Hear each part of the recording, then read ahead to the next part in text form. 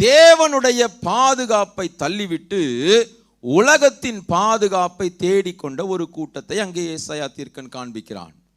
அங்கே சொல்லப்பட்டிருக்கிறது 2வது வசனத்தில், என் வாக்கை கேளாமல் பார்வோனின் பலத்தினாலே பலக்கவும் எகிப்தின் நிழலிலே ஒதுங்கவும் வேண்டும் என்று முயற்சிக்கிறார்கள்.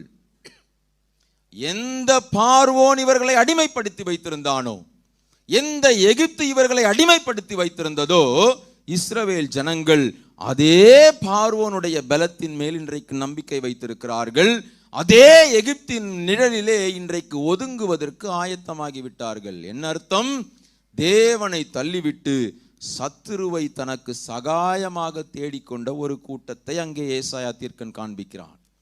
அந்த கூட்டத்தில் நீங்கள் இருப்பீர்களானால் என்ன செய்யணுமா?